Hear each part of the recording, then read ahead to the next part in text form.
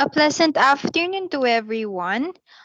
I am Alisa Marie R. Perez and we are the Group 4. Before we start on Module 1, I will introduce to you all of our members. We have Michelle Floron as our leader, Jomiel Sapuan, Jeneline Gilbuena, Ricky May Petesa, Teresa Del Prado, Trishalyn Cuna, Danica Bunyag, Carla Aquino, Rome Patrick Durana, and Gerald Flores. So let's proceed to Module 1.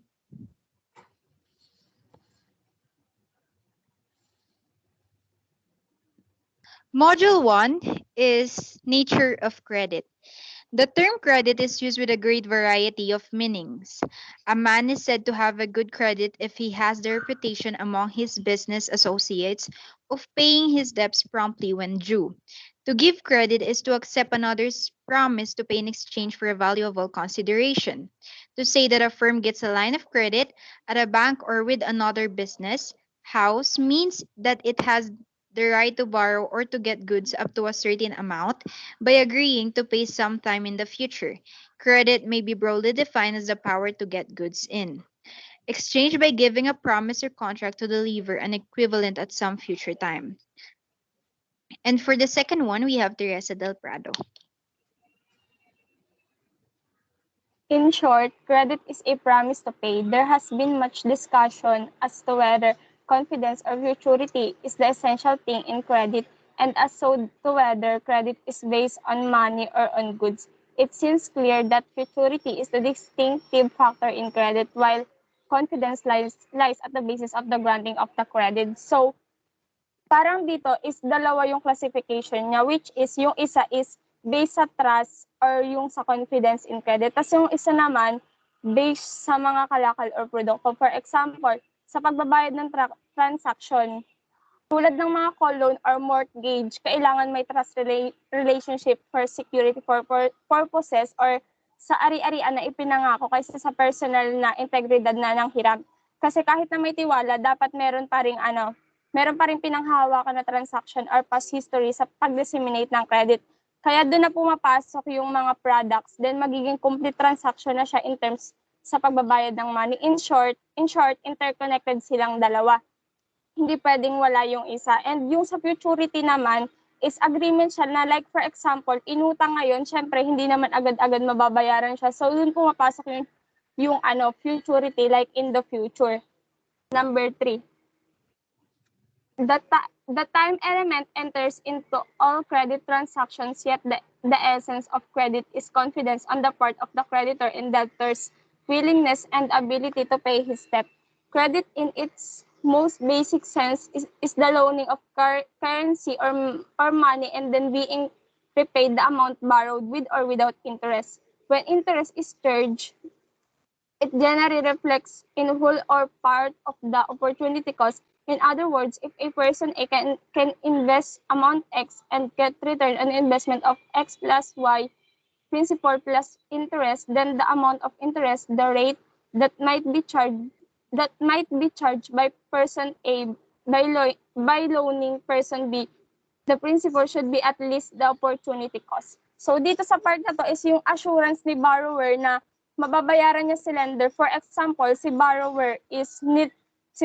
yung nilanda kay lender is cost of goods. So yung assurance ni lender dito is kung malakas bang kumita or makabenta si borrower. So bale, ayun yung assurance niya na mababayaran siya. So other example is yung si borrower, yung asset niya, yung nilagay niya sa secured property na mababayaran niya si lender. Pero pag di niya nabayaran si lender, bali yung property na yun yung mapupunta kay lender bilang bayad dun sa inutang niya. Next. In the real world, if you borrow some money from someone or some company and you have to pay it back, you are being extended to credit. So dito naman, parang meron siyang 1 month or 30 days, merong 1 month or 30 days si borrower na bayaran yung utang niya kay lender. And dun sa utang niya na yun is may agreement sila na within 1 month or 30 days, for example, may 8% na interest yung inutang niya. At babayaran niya yun within 10 days at mabayaran niya yun within 10 days lang or 1 week. Kumbaga, magkakaroon siya ng 20% off or mas bababa yung interest rate. That's all. And for the characteristic of credits are the framework to evaluate trustworthy borrowers. This characteristic is incorporate both qualitative and quantitative measures. The lender or any financial institutions watch your credit scores, income statement, and other document which reflects your financial situation. Um, in summary, si characteristic of credit, ito yung parang yung financial situation, tinitingnan ni lender kung ano na yung lagay ni borrower. Halimbawa, sinabi diyan si credit score, kung alam niyo ba yung sa tala, kapag meron kang inutang, parang yung credit score tsaka yung income statement kasi, ayan yung nagpapatunay na binayaran mo siya on time or binayaran mo siya ng late ng 1 week. So, si lender, pwede niyang silipin yon kung nagbabayad ba ng tama si borrower. So, yung first characteristic of credit is characters. It is the first characteristic of credit and sometimes often known as the credit history. It is beneficial for lenders or banker in order to know the borrower's reputation. Characteristic is basically the opinion of lenders of a borrower's personality and credit worthiness.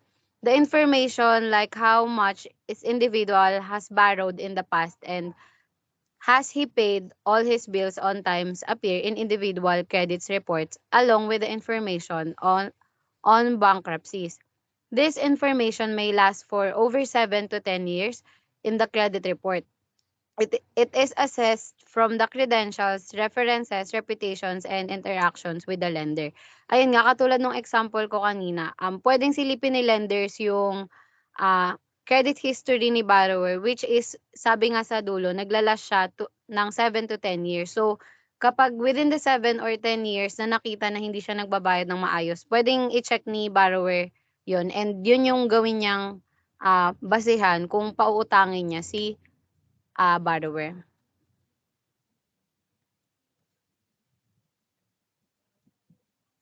May I call Miss Petesa for 2 and 3? Capacity. A borrower capacity to repay the loan is a necessary factor for determining the risk exposure for the lender, like their income amount, their history or of employment, and current job stability know or indicate the ability to repay outstanding debt. For example, small business owner with unsteady cash flow may be considered low capacity borrowers. Like that, they do not know how the cash flow is going through. Maybe the capacity of the borrowers to pay for this for his debt because the borrower's sales have decreased or increased. So as a lender, I need to make sure that he has the ability to pay the debt because we cannot guarantee that he can pay the money he owes. Other example, when a borrower is college-bound children or there have terminally ill family member are also factored in into evaluate one's future payment obligation. Lenders can check your capacity by looking at how much debt you have and comparing it to how much income you earn. Next is capital.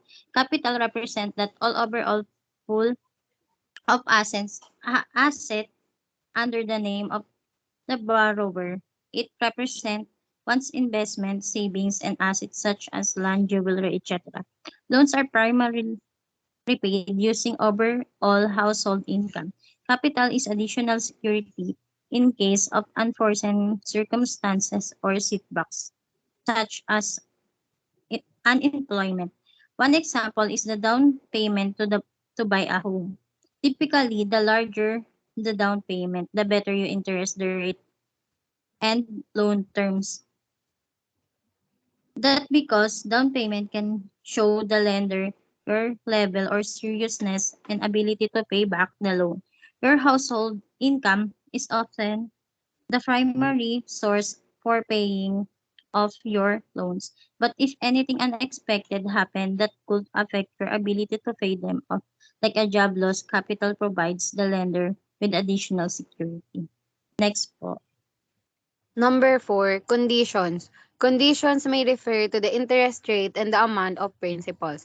It's basically focused on how the borrower is going to use the borrowed money. So, katulad nga ng example ko kanina, yung tala, yung sikat na pwede mo siyang utangan. Doon din, meron silang condition na kapag ka hindi ka nakapagbayad within 10 days ng due ng utang mo, yung interest rate niya is aangat. Kunwari 8%, puwedeng maging 10%, 2% yung iaangat niya. Pero kung mas maaga ka naman, dun lang kayo sa pinag-usapan yung interest bababa yung babayaran mo. Kunwari 2K and 8,000 lang yung tinaas, parang 221 or 22 lang yung babayaran mo, ganun. And doon naman sa condition niya, dun mo ilalagay kung saan mo siya gagamitin, kung pangbayad ba siya. So, si borrower parang need niya muna malaman kung saan mo gagamitin yung pera para ma-access mo yung pag-utang mo dun. And then sa collateral is any kind of asset and security pledged by the borrower to get the funds swiftly. Collateral generally comes under secured loan. It's act like a backup source if the borrower is not able to repay in the future. So, si collateral, yung simpleng example niya is yung pwede mo ilagay yung asset mo katulad nung sa land. Example niya is yung sa bangko. Kapag 'di ba halimbawa si bangko lagi siyang merong pinapapirmahan na may collateral kapag sobrang laki na yung inuutang mo. Kunwari 3 million ganyan. And dapat yung collateral sakto din siya dun sa sa amount ng inutang mo. So si bangko masu-sure niya na kapag 'di mo nabayaran si 3 million, pwede niyang kunin yung land na inilagay mo or yung pinirmahan mo doon sa pinag-usapan yung dalawa.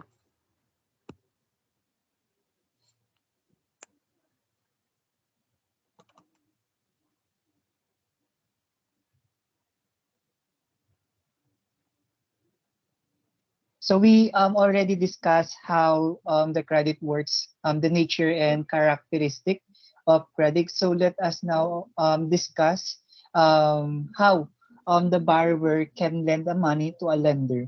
Okay, there's five C's of credits that you can take note if you want to borrow money in the near future.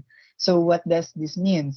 So it means that when you apply for a mortgage loan, personal loan, business loan, or any other types of financing, your lender will use your credit history, as the reporter said earlier, to evaluate the risk of the borrower, or if they can trust you based on your credit history to borrow you some money or some certain things like house, car, and etc.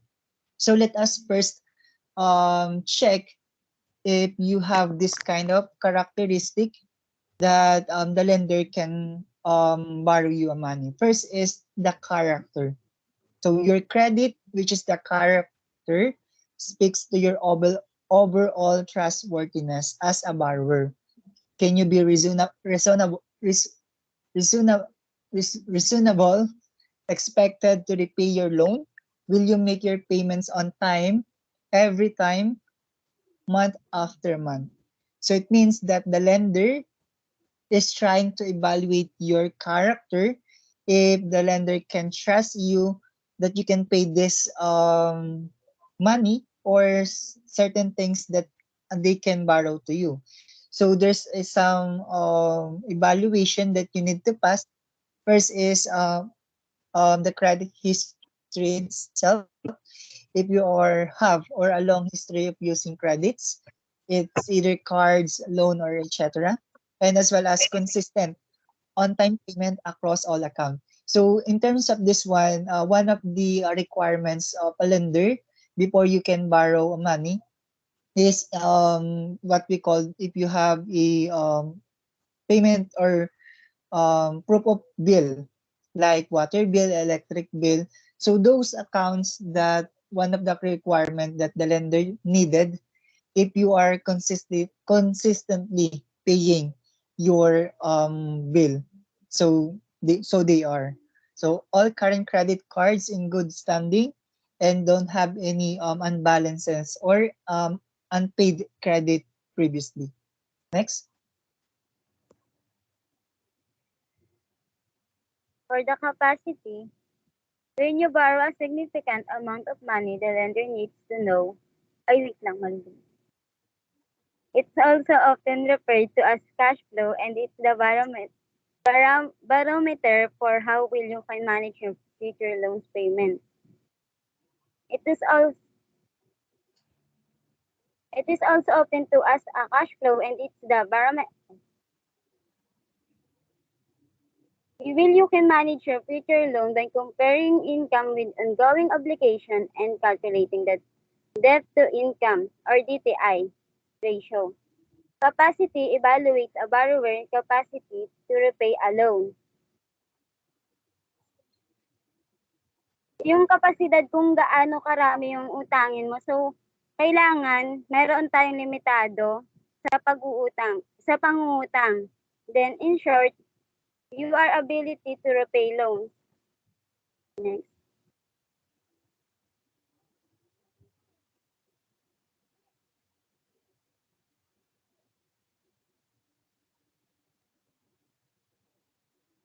So next one is what we call collateral. So if the lender tackle this about collateral while you are trying to borrow some money for house, car, etc. Collateral means once you borrow a significant amount of money or certain things to a lender, the lenders do have this what we call behind transaction. So what is this mean? So it means that once you already borrowed a money or large money, all the possible assets you have that is affiliated with that money that you just borrowed. So if you did not pay it on time or you did not pay it month after month, so the lender will try to seek or to check what is the or what are those things that is affiliated with the money or the one that you borrowed. So examples are business inventory or equipment, cars, real estates or houses, and as well as unpaid invoices. So this means that if the lender noticed that this borrower did not pay it on time and as well as did not pay it as maximum of 6 months, the lender will now try to check what happened to you before we proceed to the process of collateral. So they will try to evaluate how are you, is there any problem, the reason why you can't pay your borrowed money with us. So if those are the requirements that does not met, that is the time that the lender will check those affiliated things or certain things that is affiliated with the money that you just borrowed. Next. For the capital, it is essentially how much skin you have in the game. To assist this, the lender will look the investment in your business as well as the things like the equipment and inventory you purchase if you are applying for financing for a car or house. They look at the down payment you're putting toward the purchase. Any money the borrower contributes to a future investment is also taken into account by the lender.